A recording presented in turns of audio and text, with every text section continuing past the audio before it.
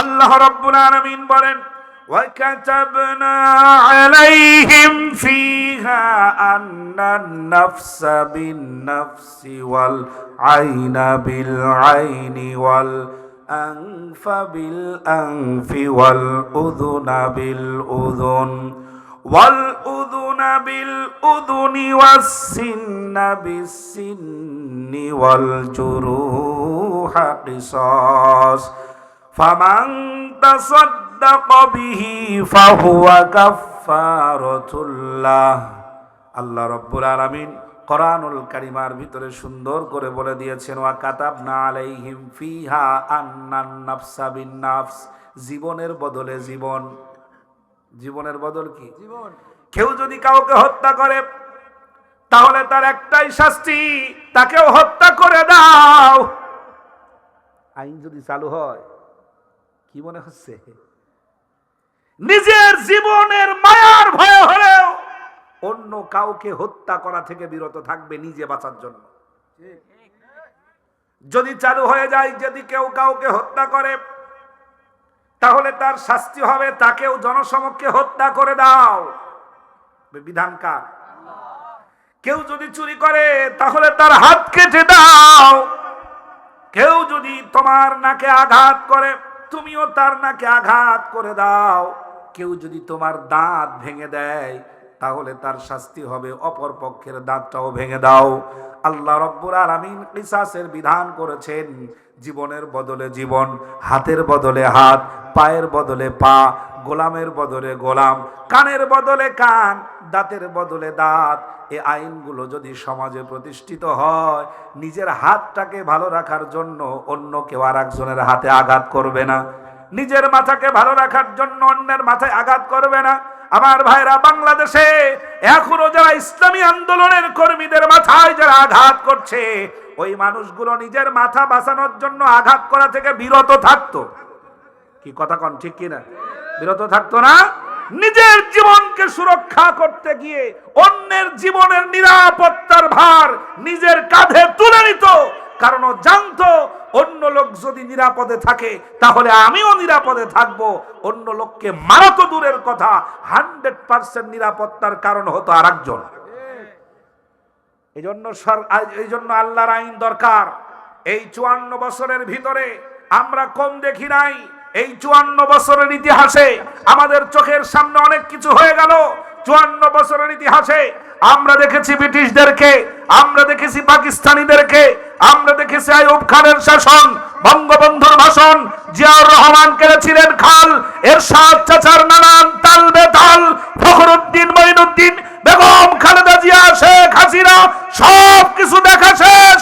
আল্লাহ যদি কবুল করে, আপনারা যদি চান, আগামীর দেশ হবে কোরআনের বাংলাদেশ, আগামীর দেশ হবে ইসলামের বাংলাদেশ। যারা বলেন ঠিক কিনা? আল্লাহর কোরআন চালু হোক। বলেন কার বিধান চালু হোক? যেই সংবিধানে কোনো জানালা নাই, দরজা নাই, পার পাওয়ার কোনো সুযোগ। আর আমাদের যে সংবিধান, ওর জানলাও আছে, দরজাও আছে, ও সাদা সোহেই দেখে না। কি ঠিক না? কোর্টের সামনে এক মূর্তি বানায়া তার চোখের উপরে কালো পর্দা লাগায়া বিচারক শিক্ষিত লোক বলছে আইন অন্ধ। আইন কি? অন্ধ। তোমার যে আইন অন্ধ, চোখে দেখে না, সে আইন দিয়ে ইনসাফ কোনোদিন প্রতিষ্ঠা হতে পারে না, অসম্ভব। অথর্ববার আইন সমাজকে দুর্বল করে দিচ্ছে দিনের পর দিন, সমাজকে অশান্তির আগুনে দাও দাও করে জ্বালাচ্ছে দিনের পর দিন। আল্লাহ এ জাতিকে এই কোরআনের আইন দিয়ে হেফাজত করেন, বলেন আমিন। আগামী দিনে আপামর জনসাধারণ সারা বাংলাদেশ ঘুরতেছি, সারা বাংলাদেশের চতুর্দিক থেকে একই আওয়াজ আসছে, আগামীর দেশ কোরআনের বাংলাদেশ হবে ইনশাআল্লাহ। যে লোকটা নামাজ পড়ে না সেই লোকটাও স্বপ্ন দেখছে, আর দেখতে চাই না, সবকিছু দেখা শেষ, আগামীর দেশ হবে কোরআনের বাংলাদেশ। জোরে বলেন ঠিক কিনা? আমরা যদি এটা চাই তাহলে আমাদেরকেও এই সংগ্রামে অংশীদারিত্বের ভিত্তিতে আমাদের অংশগ্রহণ করতে হবে। কি রাজি আছেন? আপনারা এই কয়জন মানুষ যদি কথা না বলেন, চিন্তা ভাবনা করছেন হুজুর যাই হোক টাকা দিয়ে নিয়ে আসছি, ও একাই চিল্লাবে। একটু জোরে বলেন আল্লাহু আকবার। সম্মানিত ভাইরা, আমি কথা বলতে কৃপণতা করব না, আমার যে মেসেজ দরকার সেটি আমি আপনাদেরকে পৌঁছে দেব ইনশাআল্লাহ। আল্লাহ রাব্বুল আলামিন বলেন, ফারিকুম ফিল জান্নাতি ওয়া ফারিকুম ফিস সাঈর। জোরে বলেন আল্লাহু আকবার। নজর দেন, খেয়াল করেন। আল্লাহ রাব্বুল আলামিন বলেন, তাম পৃথিবীর ভিতরে যত মানুষ আছে, নারী বলেন পুরুষ বলেন, তাম পৃথিবীর ভিতরে যত দলের লোক আছে, আওয়ামী লীগ থাকবে, বিএনপি থাকবে, জামাত ইসলামী, জাতীয় পার্টি, পীর মুরিদি, আটরশি, এরপরে মাইজভান্ডারি, দেওয়ানবাগি, তাম পৃথিবীর ভিতরে যত দল আছে, তাম পৃথিবীর ভিতরে যত মতবিরোধ আছে, তাম দুনিয়ার সমস্ত মানুষগুলোকে আল্লাহ রাব্বুল আলামিন এক জায়গায় করবেন, একত্রিত করবেন। এক জায়গায় করার পরে এই সমস্ত মানুষগুলোকে আল্লাহ পাক মাত্র দুই দলে বিভক্ত করবেন। দল হবে কয়টা? জোরে বলেন কয়টা? এ ঘোষণা আমার না আল্লাহর। আল্লাহ রাব্বুল আলামিন বলেন, ফারিকুম ফিল জান্নাতি ওয়া ফারিকুম ফিস সাঈর।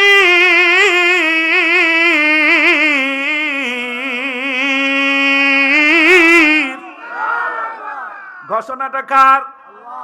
তাম পৃথিবীর সব মানুষগুলোকে এক জায়গায় করার পর আল্লাহ রাব্বুল আলামিন মাত্র দুই দলে বিভক্ত করে দিবেন। এক দল হবে জান্নাতি, আর এক দল হবে জাহান্নামী। এক দল জান্নাতে যাবে, আর এক দল জাহান্নামে যাবে। এই ঘোষণা, এই পার্থক্য, এই বিভাজন তৈরি করে দিবেন আল্লাহ রাব্বুল আলামিন। আওয়ামী লীগের কোনো পরিচয় থাকবে না, জামাত ইসলামীর কোনো পরিচয় থাকবে না, খেলাফতের কোনো পরিচয় থাকবে না, হেফাজতের কোনো পরিচয় থাকবে না, তাবলীগ জামাতের কোনো পরিচয় থাকবে না, আটরশির কোনো পরিচয় থাকবে না, বিএনপির কোনো পরিচয় থাকবে না। সুতরাং তাম পৃথিবীর সব মানুষগুলোকে যেন আল্লাহ ডেকে বলছেন, ও দুনিয়ার লোকেরা শুনে যাও, বিএনপির বন্ধুরা শুনে যাও, আওয়ামী লীগের ভাইয়েরা শুনে যাও, জামাত ইসলামীর লোকেরা শুনে যাও, তাম দুনিয়ার সব দলের মানুষেরা শুনে যাও। তোমাদের দল কিন্তু দল থাকবে না, আল্লাহ পাক ভেঙে চুরে সমান করে দিবেন। মাত্র দুই দলে বিভক্ত করবেন। এক দল হবে জান্নাতের, আর এক দল কোন জায়গার? জাহান্নামের। নাকি দলীয় ঝান্ডা সেদিনও থাকবে? থাকবে। কথা বলার কোনো সাহসী, কথা বলার কোনো সুযোগ থাকবে না। ওই দিন কথা বলবেন যিনি, তিনি কে? আর আমাদের কথা বলার আর কোনো সুযোগ থাকবে না। মাথা নিচু করে থাকতে হবে, অথবা আমাদের দৃষ্টি থাকবে উপরের দিকে, নিচের দিকে দৃষ্টি নিক্ষেপ হবে না। টেনশন, চিন্তায় মানুষেরা হাত কামড়াইতে কামড়াইতে পুরো হাত খেয়ে ফেলবে। আল্লাহু আকবার। এমন পরিস্থিতিতে জান্নাতীদেরকে জান্নাতে পাঠিয়ে দেওয়া হবে, জাহান্নামীদের জাহান্নামে পাঠিয়ে দেওয়া হবে। জান্নাতীরা জান্নাতের বেলকনির ভিতরে থাকবে, আনন্দ করবে, আর তারা খানা পিনা খাবে। জাহান্নামীরা অত্যন্ত চরম কষ্টের ভিতর দিয়ে যাবে, চরম মুহূর্তগুলো পার করবে। হঠাৎ জান্নাতীদেরকে আল্লাহ রাব্বুল আলামিন জাহান্নামীদের দেখার সুযোগ করে দিবেন, জাহান্নামীদেরকে আল্লাহ জান্নাতীদের দেখার সুযোগ করে দিবেন। এমন কাছাকাছি দৃষ্টির সীমার প্রখরতা আল্লাহ রাব্বুল আলামিন এমন ভাবে আল্লাহ পাক বৃদ্ধি করে দিবেন, জাহান্নামের লোকেরা জান্নাতি মানুষদেরকে দেখতে পাবে, জান্নাতের লোকেরা জাহান্নামের লোকদেরকে দেখতে পাবে। জোরে বলেন আল্লাহু আকবার। মজার ব্যাপার হলো এখানে, জান্নাতীরা যখন জাহান্নামীদেরকে দেখবে তখন তাদের আত্মার প্রশান্তি আরো বৃদ্ধি পাবে। সুবহানাল্লাহ পড়েন। জাহান্নামীরা যখন জান্নাতীদেরকে দেখবে তখন মনের যন্ত্রণা আরো বাড়বে, মনের যন্ত্রণাটা আরো বাড়বে। কেন বাড়বে? জাহান্নামীরা জান্নাতীরা যখন জাহান্নামীদের দিকে তাকাবে তখন তারা দেখতে পাবে, এই যে আমার পরিচিত লোকগুলো, অমুক অমুক ব্যক্তি, কত দাওয়াত দিয়েছি তাকে দিনের পথে আসার জন্য, শোনে নাই। জাহান্নামে গেছে, অথবা আমাকে ডেকেছিল অমুক লোক, আমি তার কথা শুনি নাই, তার দিকে তার আহ্বানে সাড়া দেই নাই, সে গেছে জাহান্নামে। যদি তার সাথে থাকতাম তাহলে আমিও জাহান্নামী হতাম। এজন্য আমার অন্তরে প্রশান্তি লাগছে, আজ আল্লাহ বাঁচাইছে, অল্পতে বেঁচে গেছি। জাহান্নামীরা যখন জান্নাতীদেরকে দেখবে তখন মনের যন্ত্রণা কষ্ট আরো বৃদ্ধি পাবে। এই জন্য যাদেরকে দুনিয়ার ভিতরে বলেছি মৌলবাদ, যাদেরকে বলেছি জঙ্গি, যাদেরকে বলেছি রাজাকার, যাদেরকে বলেছি পাকিস্তানে যা, ওই লোকগুলি জান্নাতের ভিতরে ঘুরে বেড়ায়, এইটা দেখার পরে অন্তরের যন্ত্রণা আরো বাড়বে, অন্তরের কষ্ট আরো বেড়ে যাবে, দ্বিগুণ বেড়ে যাবে। যন্ত্রণার ঠেলায় সমস্ত কিছু ভুলে গিয়ে আহ্বান করবে, ডাক দিবে। আল্লাহ রাব্বুল আলামিন জাহান্নামীরা যখন জান্নাতীদেরকে ডাকবে, জান্নাতীদের কানের ভিতরে আল্লাহ পাক নতুন পর্দা তৈরি করে দিবেন, যেন জাহান্নামীদের কোনো আওয়াজ জান্নাতীদের কানে না যায়। কারণ জান্নাতটা হলো শান্তির জায়গা, এই জায়গায় দুঃখ যন্ত্রণার কোনো স্পর্শ জান্নাতি মানুষদের পাবে না, এইটা তারা অনুভব করতে পারবে না। এটা থেকে আল্লাহ রাব্বুল আলামিন তাদেরকে বাঁচানোর জন্য জাহান্নামীদের কষ্টের চিৎকার, যন্ত্রণার আওয়াজ, দুঃখের আওয়াজ জান্নাতীদের কানের ভিতরে পৌঁছবে না। কিন্তু জান্নাতীরা জাহান্নামের দিকে তাকায়া দেখতে পাবে লোকটা যেন কিছু বলতে চায়, কেমন যেন হাতছানি করছে। আল্লাহ রাব্বুল আলামিনের বান্দারা অন্তরে মনে মনে ইচ্ছে করবে, যদি তাদেরকে প্রশ্ন করতাম, জিজ্ঞেস করতে পারতাম ওরা কেন ওখানে গেছে, আল্লাহ রাব্বুল আলামিন সেই সুযোগ তাদেরকে করে দিবেন। ফি জান্নাতি ইয়াতাসাআলুনা আনিল মুজরিমিন।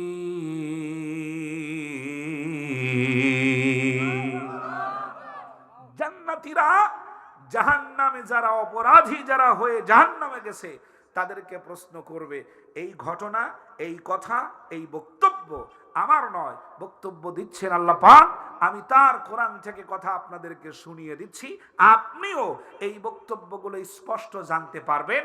তরজমা কোরআন যদি বাড়িতে থাকে এখনই খুলে ফেলুন, 29 নম্বর পারা সূরা মুদ্দাথির। এই আলোচনা আপনি সেখানে পাবেন। আল্লাহ পাক স্পষ্ট করে বলে দিয়েছেন, ফি জান্নাতি ইয়াতাসাআলুনা আনিল মুজরিমিন। জোরে বলেন আল্লাহু আকবার, একটু আওয়াজে উঁচু করে বলেন আল্লাহু আকবার। নারায়ে তাকবীর। আল কোরআনের আলো।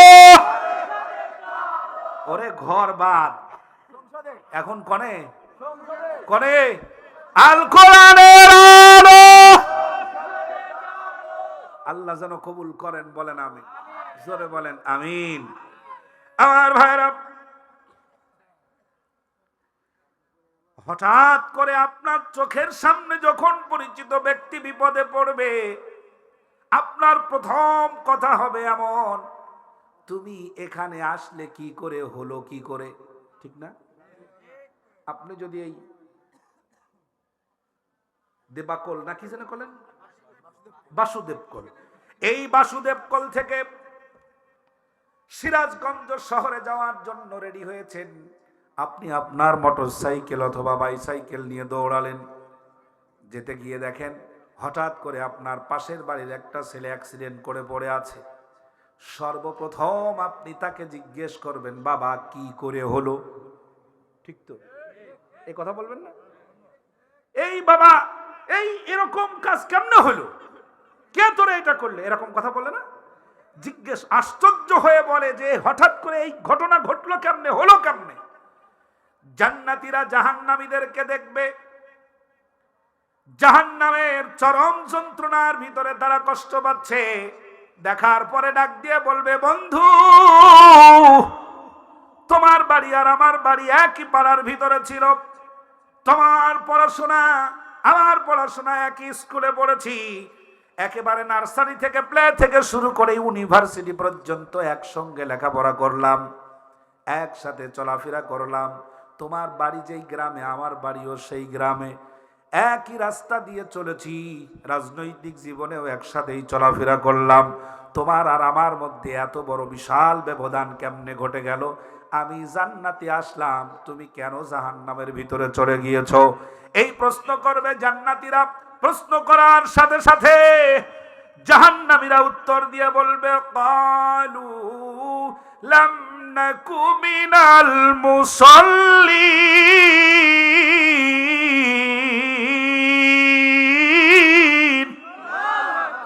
কয়েকটা উত্তর তারা দিবে, এটা একেবারে স্বর্ণাক্ষরে লিখে নিয়ে যাবেন আজকের তাফসীর মাহফিল থেকে। জান্নাত আর জাহান্নামী কারা যাবে, আল্লাহ একেবারে পার্থক্য করে দিচ্ছেন।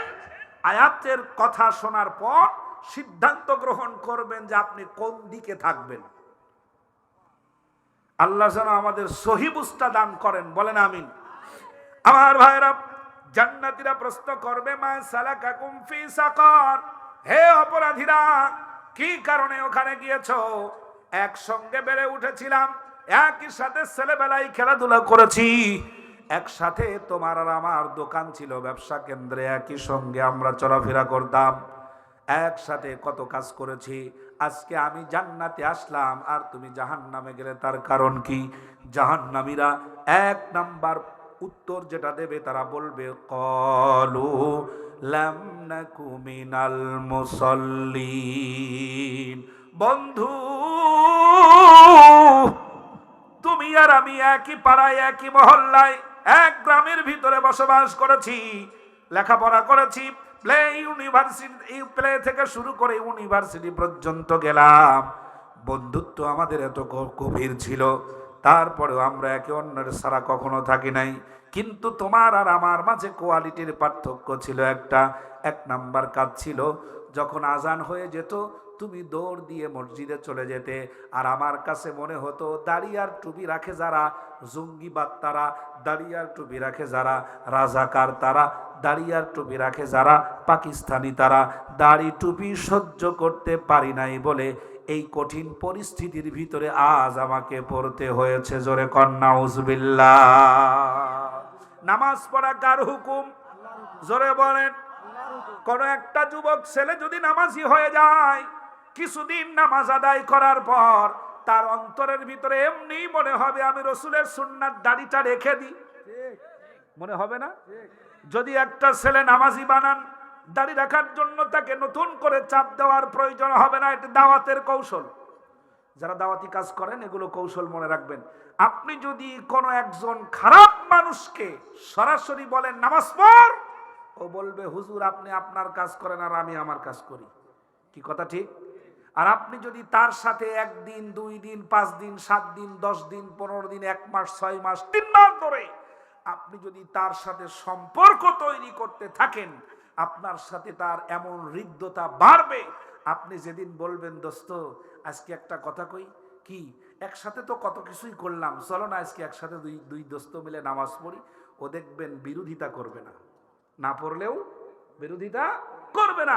এরপরের স্টেপে যখন আপনি তার সামনে দিয়ে নামাজে যাবেন, ওর হৃদয় ওকে দংশন করে বলবে তোর সাথে একসাথে চলাফেরা করিস, ও যায় নামাজে আর তুই যাস ক্রাম বোর্ডে।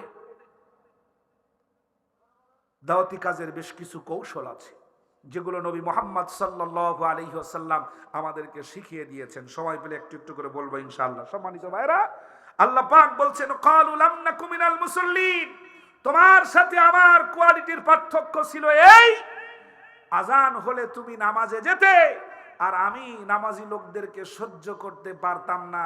আমি বলতাম নামাজ পড়া লোকজন বেশি খারাপ। এই সাইজের মাল আপনাদের এই সিরাজগঞ্জে আছে নাকি? নামাজ না পড়লে কি হবে? আমার ইমান কি আছে? ঠিক আছে। আবার নামাজ পড়ে, রোজা রাখে, তাসবিহ পড়ে, কোরআন তেলাওয়াত করে, কিন্তু আল্লাহর আইনের কথা বললে বলে যে হুজুর এসব রাজনীতির কথা বাদ দেন। ঠিক কি না? এরকম লোক আছে না সমাজে? আছে। আপনাদের এই মসজিদ এই তো মনে হয় এই মসজিদের ইমামকে চলে গেছে, আহমদ আলী।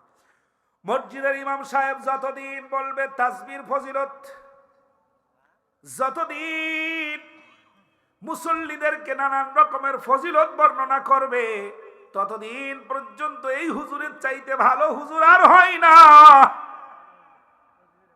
আর ইমাম সাহেব যদি মসজিদের মেহরাবে দাঁড়িয়ে বলে আল্লাহর কোরআনের বিধান মোতাবেক নিজের জীবনকে পরিচালনা করতে হবে, এই আকাঙ্ক্ষা আপনার অন্তরে থাকতে হবে। আল্লাহর কোরআনের বিধান অনুযায়ী আপনার পরিবার চালাতে হবে, আল্লাহর বিধান অনুযায়ী আপনার সমাজ চালাতে হবে, আল্লাহর বিধান অনুযায়ী আল্লাহর দেওয়া রাষ্ট্রটাকে চালাতে হবে। এই কথা যখন বলবে তখন দেখবেন একজন মুসল্লি আর একজন মুসল্লির কানের কাছে মুখ লাগায়া বলবে, হুজুর এতদিন তো ভালোই ছিল, হঠাৎ জামাতে ইসলামীতে যোগ দেশে কবে? কি কথা ঠিক? এই মাল আছে না দুই সাইডে? আল্লাহর আইনের কথা শুনলে পরে জামাতে ইসলাম ছাড়া আর কিছু চোখে দেখে না, কয় যে হ্যাঁ এই লোকগুলিরই কাজ এগুলো, এরাই এই কাম করে, এরাই এই কাজ করে, এরা দেশদ্রোহী হয়ে গেছে। অথচ আল্লাহ রাব্বুল আলামিন বলেন যালিকা বিআন্নাহুম কারিহু মা আনজালাল্লাহু ফাআহবাতা আমালাহুম। জোরে বলেন আল্লাহু আকবার। तमाम পৃথিবীর নামাজিরা শুনে যাও, সিরাজগঞ্জের নামাজি বোনেরা কান পেতে লক্ষ্য করুন। সিরাজগঞ্জের ভাইরা, আল্লাহ রাব্বুল আলামিন বলছেন তাহাজ্জুদ গুজারি শোনা যাও। 5 ওয়াক্ত নামাজরত অবস্থায় যারা থাকো তারাও শুনে যাও। রমজান মাসের রোজা যারা রাখো তারা শুনে যাও, আল্লাহর পক্ষ থেকে নাজিল হওয়া কোনো একটা বিধান যদি তোমার কাছে ভালো না লাগে, খারাপ লাগে, তোমার কাছে যদি বিরক্তকর মনে হয়, তোমার কাছে যদি অপছন্দনীয় হয়, তোমার কাছে যদি আল্লাহর বিধান তিক্ত মনে হয়, ফাআহবাত আমালাহুম, তামাম জীবনের সমস্ত আমলগুলো মুহূর্তের ভিতরে ধুলি কণায় পরিণত করে দেব। এই ঘোষণা কার?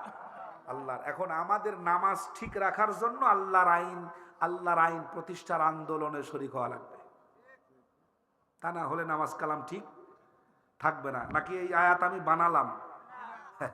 26 নম্বর পারা সূরা মুহাম্মদ, আল্লাহ পাক বলছেন যালিকা বিআন্নাহুম কারিহু মা আনজালাল্লাহ। এই 3 জন ভাই কি আলেম? আপনারা কি আলেম? মৌলানা? না, এই যে বড় ভাই মৌলানা। আলেম হলে উপরে আসেন। সম্মানিত ভাইরা, আপনি মৌলানা না? আপনি? আচ্ছা, আপনি এই এদিকে আসেন।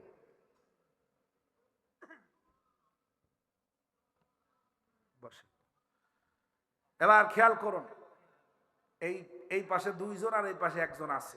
আমি যদি ভুল ব্যাখ্যা করি তাহলে ওনারা 2 জন 2 পাশেরটা আমার 2 হাত চেপে ধরবেন ভুল ব্যাখ্যা করলে। যালিকা বিআন্নাহুম কারিহু মা আনজালাল্লাহ ফাআহবাতা আমালাহুম। কারিহু শব্দ লিখতে 5টি অক্ষর লাগে, কাফ, র, হা, ওয়াও, আলিফ। ঠিক আছে? ঠিক আছে। এই 5টি অক্ষর লিখতে কারিহু শব্দ লিখতে 5টি অক্ষর লাগে। এই কারিহু শব্দের মাদ্দা, রুট, মেইন, মগজ, নির্যাস, যে 3টি অক্ষর, সেই 3টা অক্ষর হলো, আমি প্রথমে বলেছি কাফ, র, হা, ওয়াও, আলিফ। এর ভেতর থেকে মাদ্দা যেটা, সেটা আরবিতে মাদ্দা বলে, গ্রামারে সেটা বলে কাফ, র, হা। এই 3টা অক্ষর হলো মাদ্দা। এর শব্দটা হলো কুরহুন। এই কুরহুন শব্দের অর্থ হচ্ছে প্রথমত 3টা। 1 নাম্বার হলো তিক্ত। 1 নাম্বার কি? তিতা। তিতা কি? তিতা, সরল ভাষা কই। 1 নাম্বার হলো তিতা, 2 নাম্বার হলো বিরক্তিকর, 3 নাম্বার হলো অপছন্দ, অপ্রিয়।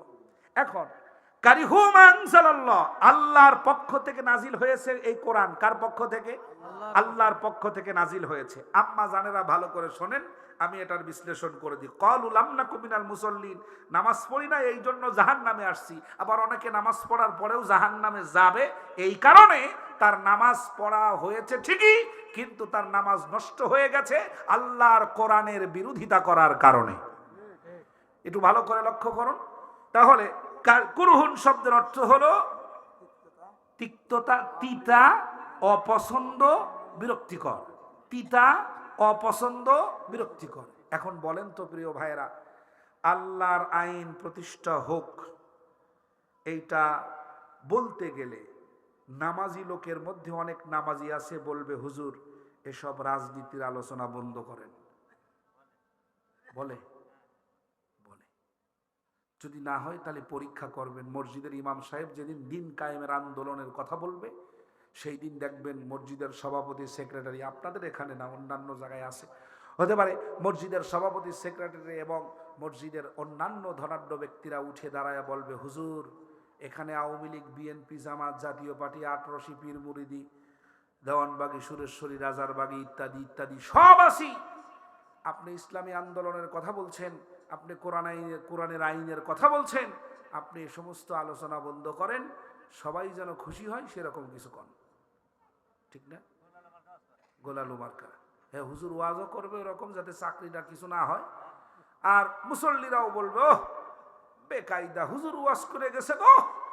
আর যদি কোরআনের আইনের কথা বলে তাহলে বলবে হুজুর রাজনীতি বন্ধ করেন। উনিও কিন্তু নামাজে গেছে, উনি কয়ে গেছে নামাজে গেছে। নামাজ শেষ হওয়ার পরে বলছে রব্বানা যালামনা আনফুসানা ওয়া ইল্লাম তাগফির লানা ওয়া তারহামনা লানাকুনান্না মিনাল খাসিরিন। কাঁদতেছে, চোখের পানি ফেলে বুক ভাসায়া ফেলতেছে, আল্লাহ তুমি আমারে মাফ করে দাও। একটু আগে আল্লাহর কোরআনের আইনটাকে রাজনীতি বলে বিবেচিত করে সেই আল্লাহর কাছে হাত তুলে ক্ষমা চাচ্ছে, লজ্জা আছে? সেজন্য আমি আপনাদের হাতে পায়ে ধরে বলি, এবার দেখেন কিভাবে আমরা অস্বীকার করি। এবার বলেন তো চুরি করলে হাত কেটে দাও, এই আইন কার? এই আইন পছন্দ করবে কয়জন? শেখ হাসিনা নামাজ পড়তো না নাকি? আপনারা রাগ করতেছেন এর নাম কর কারণে, ও ডাইনি শয়তান, এ নামাজ পড়তো না? নামাজ পড়তো, ওরে সুবহানাল্লাহ, শুনতাম যে তাহাজ্জুদ পড়ে, আবার রাতের বেলায় ঘুম থেকে উঠে আগে খোঁজে যায় নামাজ। কি খোঁজে? যায় নামাজ। স্বামী মুসলমান তো একদিনে 70-80 রাকাত নফল পড়ে। কত? 70-80 রাকাত। ওরে সর্বনাশ, আপনি একদিনে 70-80 রাকাত নামাজ পড়তে পারবেন নফল? তাহলে ও কেইসা ইমানদার, এবার খেয়াল করে, তাহলে ওর নামাজ কি ঠিক থাকবে? আল্লাহর কোরআনের আইনের বিরোধিতা করবেন না, খবরদার। আপনার ওপিনিয়নটা হবে এরকম, আল্লাহর কোরআনের আইনের চাইতে শ্রেষ্ঠ আইন পৃথিবীতে নাই, আল্লাহর এই আইনটা বাস্তবায়ন হোক, এটাই আমি চাই। তাতে করতে পারি আর না পারি, এই আইনটা বাস্তবায়ন হোক, এটা চান তো ইনশাআল্লাহ? চান ইনশাআল্লাহ? একটু হাত উঁচু করে বলেন আল্লাহু আকবার। আল্লাহ আপনাদের সম্মান বাড়িয়ে দিন, বলেন আমিন। আম্মা জানেরা যারা এসেছেন, মহিলা প্যান্ডেল আছে না? হ্যাঁ, মহিলা যদি বেশি হয় তাহলে প্যান্ডেল ঘুরাইয়ে দেওয়া দরকার। রাগ করেন না, এটা এমনি বললাম আর কি, মাইন্ড করবেন না। একটু শরমের কথা, একটু লজ্জার কথা না, একটু শরমের কথা। আমাদের এখানে এই প্যান্ডেল ভরা উচিত ছিল, ঠিক কি না? ভরা উচিত ছিল। আপনারা মুফাসসিরদেরকে দাওয়াত করে আনবেন আর সেই ক্লাসে আপনারা উপস্থিত থাকবেন না, এটা হতে পারে না। সম্মানিত ভাইরা, আল্লাহ আপনাদের সম্মান বাড়িয়ে দিক, বলেন আমিন। মহিলাদের ভিতরে নামাজি মহিলা আছে, 5 ওয়াক্ত নামাজ আদায় করে, নামাজ থেকে কখনো বিরত থাকে না, নামাজ পড়ে ঠিকই কিন্তু পর্দা মানে না। ঠিক, নামাজ পড়ে ঠিকই কিন্তু পর্দার বিধান মানে না। পর্দার আইনের কথা বললে, বোরখার কথা বললে তার কাছে ভালো লাগে না। আল্লাহ বলেন কারিহু মা আনজালাল্লাহ, আল্লাহর পক্ষ থেকে নাজিল হওয়া এটা বিধান। পর্দা করা কার বিধান? আল্লাহর এই বিধানটা যদি তোমার কাছে ভালো না লাগে, তাহাজ্জুদের নামাজের সওয়াব, কোরআন তেলাওয়াতের সওয়াব, মসজিদ বানিয়েছো তার সওয়াব, দান করেছো তার সওয়াব, সমস্ত আমল ফাআহবাত আমালাহুম, সমস্ত আমলগুলোকে ধূলিকণায় পরিণত করে দেব। আল্লাহ যেন আমাদেরকে কোরআনের আইনের পক্ষে থেকে আমলগুলো বাঁচানোর তৌফিক দান করেন, জোরে বলেন আমিন। আল্লাহ রাব্বুল আলামিন বলেন, জান্নাতীরা প্রশ্ন করেছে কেন জাহান্নামে গিয়েছো, কারণ কি? 1 নাম্বার কারণ বলল কালু লাম নাকু মিনাল মুসাল্লিন। এক নাম্বার হলো নামাজ পড়তাম না। যেখানে নামাজ সেখানে আমি নাই। আজান হলে পরে তুমি চলে যেতে নামাজে, আজান হলে পরে আমি নামাজে না গিয়ে আমি আমার কর্মকাণ্ডের ভিতরে লিপ্ত থাকতাম। আমার বন্ধুগণ, যেই লোকগুলো নামাজের কথা বলে, যেই লোকগুলো দিনের কথা বলে, যেই লোকগুলো আপনাকে ইসলামের পথে আনে, যেই লোকগুলো দিনের সাথে চলার জন্য আপনাকে বলে, যেই লোকগুলো নামাজের হিসাব গ্রহণ করে নেয়, কয় ওয়াক্ত নামাজ আজকে জামাতে আদায় করেছো? বাংলাদেশে এমনও লোক আছে, এমনও দল আছে, যেই দলের লোকেদের কাছে নামাজের হিসাব দেওয়া লাগে। জানেন, হিসাব দেওয়া লাগে। কয় ওয়াক্ত নামাজ পড়ছো? এক মাসের ভিতরে কত ওয়াক্ত নামাজ জামাতে আদায় করেছো? কত ওয়াক্ত জামাতে আদায় করতে পারো নাই? কেন পারো নাই তার কারণ দর্শাও। সময় দিয়েছেন কে? রুহু কে বানিয়েছেন? চোখ কে দিয়েছেন? অস্তিত্বহীন থেকে অস্তিত্বশীল আমাদেরকে কে করেছেন? যে আল্লাহ জীবন দিলেন, যে আল্লাহ আমাদেরকে বানালেন, যে আল্লাহ আমাদের তৈরি করলেন, সময় যে আল্লাহ দিলেন, আপনি সে আল্লাহর কাছে সময়ের অজুহাত দেন।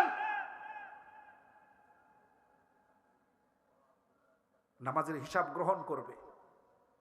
এগুলো তো মানুষকে পরিবর্তন করার একটা কৌশল মাত্র। আল্লাহ রাব্বুল আলামিন বলেন, মা ইয়ালফিযু মিন কাউলিন ইল্লা লাদাইহি রাকীবুন আতীদ। মানুষ এমন কোন কথা বলে না, এমন কোন শব্দ উচ্চারণ করে না, এমন কোন লফজ বলে না, এমন কোন গালি দেয় না, এমন কোন টিপসই করে না, এমন কোন সিগনেচার করে না, এমন কোন কথা কাজ করে নাই যেইটা ফেরেশতারা রেকর্ড করে রাখে নাই। আল্লাহ রাব্বুল আলামিন বলেন, ওয়া কুল্লা শাইইন আহসাইনাহু কিতাবা। শুধু রেকর্ড হয়েছে তা নয়, গণনা করে করে রেকর্ড করা হয়েছে। এখন চিন্তা করেন, আপনার বয়স 70 বছর, এই 70 বছরে যত গালিগালাজ করেছেন, সব গালিগুলো যদি লিখা হয় আর একটা কাগজে লিখে যদি আপনার সামনে দেওয়া হয়, হাজী সাহেব গালিগুলো দেখে আপনার মাথা নিচু হয়ে যাবে, মাথা উঁচু করে আর তাকাতে পারবেন না। কারণ কি? আমাদের দেশের বাবাজিরা, আমাদের দেশের মানুষেরা বৃদ্ধ বয়সেও এত মুখ খারাপ, এত গালিগালাজ করে, নিজের বউকে এমন ভাবে গালি দিচ্ছে, গালি শুনলে তার নিজের কলিজার টুকরা মেয়ে শরমে ওন্না দিয়ে মুখ ঢেকে ঘর থেকে বেরিয়ে যায়। এই গালি দেওয়ার লোক আপনাদের এই কি গ্রাম জানি, ভুলে যায় খালি, এই যে সামনে থন্ত দেই, হ্যাঁ, এই বাসুদেব কোল, হ্যাঁ বাসুদেব কোল। আপনাদের এই বাসুদেব কোলের কি সব আল্লাহর ওলি? না গালিগালাজ করার লোক নাই?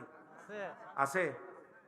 বুড়ো হয়ে গেছে, চুল পেকে গেছে, দাড়ি পেকে গেছে, এখনো স্বভাব ভালো হয় নাই, এরকম আছে বাজান? আল্লাহ পাক ডাক দিয়ে জিজ্ঞেস করেছেন। আল্লাহ রাব্বুল আলামিন কোরআনুল কারীমের ভিতরে বলেন, আল্লাহ পাক বলছেন, আর কতদিন?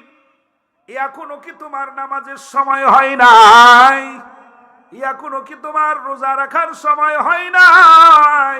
চুল পেকে গেছে, দাড়ি পেকে গেছে, এখনো কি মসজিদে আসার টাইম তোমার হয় নাই?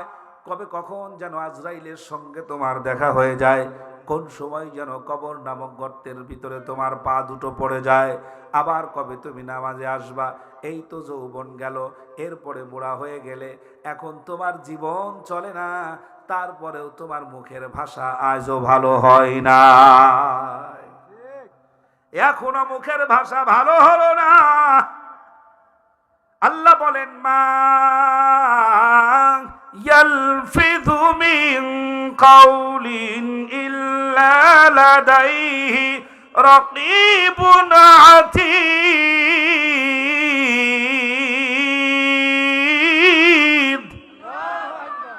আল্লাহ রাব্বুল আলামিন বলেন, এমন একটা লফজ বলো নাই যা রেকর্ড হয় নাই। নারীরা যত কথা বলেছে, স্বামীকে যত গালিগালাজ করেছে, সব রেকর্ড হয়ে গেছে।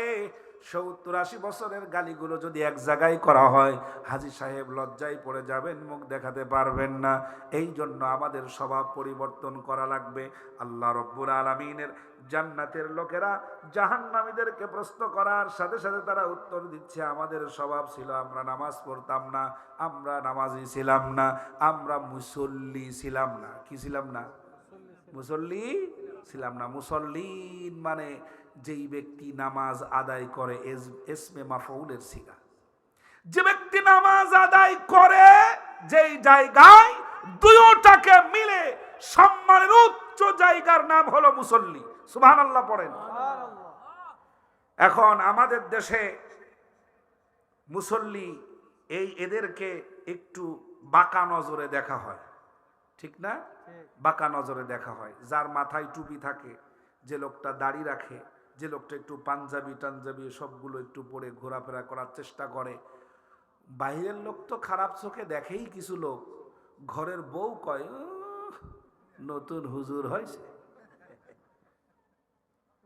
কয় না এলাকার মহিলারা, না সব ফাতেমা হয়ে গেছে বলে, কয় হুজুর হয়েছে। ও যদি আবার দুই একটা কথা বলে, আজকে মনে করেন মাহফিল শেষ করার পর চিন্তা ভাবনা করলেন যে নামাজি আর বেনামাজি নিয়ে হুজুর যা কোরআন থেকে বলল, সিদ্ধান্ত নিলাম ভালো পথেই থাকবো, ইসলামের পথেই টিকে থাকবো, আজকে থেকেই স্টার্ট।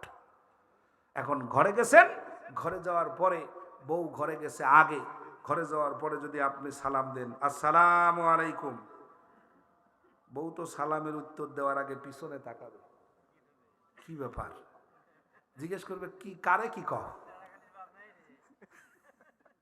ঠিক না?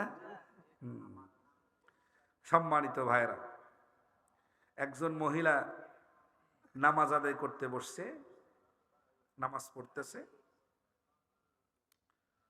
তো নামাজ শেষে আমরা সালাম ফিরাই না? সালাম কেমনে ফিরাই বলেন দি? আসসালামু আলাইকুম ওয়া রাহমাতুল্লাহ। এখন আসসালামু আলাইকুম ওয়া রাহমাতুল্লাহ, ওনার স্বামীর নাম হলো রহমত আলী। স্বামীর নাম কি? রহমত আলী। মহিলা এত বেকায়দা পাকা, চিন্তা করতেছে স্বামীর নাম মুখে আনবো। যে কয়বার সালাম ফিরাতে যায় সে কয়বারই ওর নামাজ হয় না। আসসালামু আলাইকুম কয়ে থেমে যায়, রহমতুল্লাহ আর কয় না, রহমতুল্লাহ কয় না। লাস্টে গিয়ে যখন দেখে আর হচ্ছেই না, তখন হঠাৎ করে মাথার ভিতরে এক বুদ্ধি আসলো, ও তখন জবান দিয়ে বের করছে আসসালামু আলাইকুম আমগো বাড়ির উনি, আমগো বাড়ির উনি। আসসালামু আলাইকুম ওয়া রাহমাতুল্লাহ না কয়ে বলছে আমগো বাড়ির উনি। আমার আম্মা জানেরা এসেছেন, আমি আপনাদের সম্মান রক্ষা করেই বলছি, আমি নিজের চোখে দেখেছি মহিলা নামাজ পড়ছে, ওই পাশে স্টার জলসা চলছে, ওইখানে তার সিরিয়াল চলছে, নামাজের সূরা ফাতিহা তেলাওয়াত করতেছে আর মাঝে মাঝে ওদিক তাকাচ্ছে, এরকম তাকাচ্ছে। নামাজ হবে? সম্ভব? এটা নামাজ পড়ার, নামাজের সাথে শয়তানি করা ছাড়া আর কিছু নয়। আমার ভাইরা, এজন্য জাহান্নামীরা উত্তর দিবে ক্বালু লাম নাকু মিনাল মুসাল্লিন। এক নাম্বার কোয়ালিটি ছিল আমরা নামাজ আদায় করতাম না। আমার ভাইরা, এখান থেকে একটু বের হয়ে যায়, বাজার ঘাট, রাস্তাঘাটে, দোকানপাট, সভা সমাবেশের ভিতরে আমরা দেখতে পাই ইসলামী আন্দোলনের যত প্রোগ্রাম হবে, সব প্রোগ্রামগুলোতে নামাজের সময় হলে বলবে এখন নামাজের বিরতি, ঠিক না? ডাক দিয়ে বলবে এখন নামাজের বিরতি, আপনারা ওযু করবেন, নামাজ আদায় করবেন। কোথাও যদি যেতে না পারেন, তারপরে সমাবেশের জায়গায় নামাজে দাঁড়িয়ে যান, ঠিক কিনা? সমাজের বেশে এখানেই নামাজে দাঁড়িয়ে যান। আমার ভাইরা, বেশ কিছুদিন আগে ঢাকার বুকে একটা বিরাট বড় প্রোগ্রাম দেখলাম, জাতীয় সমাবেশ, ইসলামী আন্দোলনের ভাইদের জাতীয় সমাবেশ হলো। লক্ষ লক্ষ মানুষ, জোহরের আজান হয়ে গেল, সমস্ত বক্তব্য স্টপ করে দেওয়া হলো।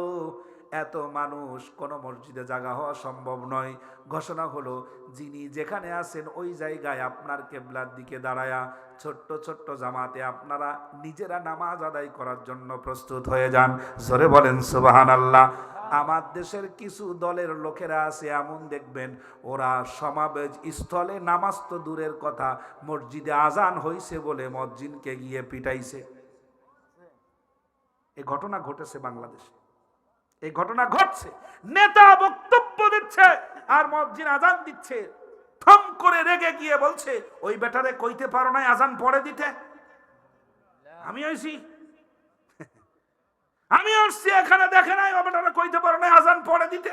এমন লোক, এরকম বদমাইশ মার্কা লোক আমাদের রাহবার হোক, আমাদের পরিচালক হোক, একটা ওয়ার্ডের মেম্বার হিসাবেও মানতে চাই না। যে ব্যক্তির আল্লাহর প্রতি কোনো কি নাই, শ্রদ্ধা নাই, ভয় নাই, ভালোবাসা নাই। আমাদের দেশে আর একজন আছে বাউল ফাউল সরকার, আবুল সরকার, আবুল সরকার আল্লাহর নামে যেই বাজে কথাটাও বলেছে, আল্লাহর নামে যে বাজে কথা বলেছে, ওর তো ফাঁসি না, ফাঁসি তো সহজ।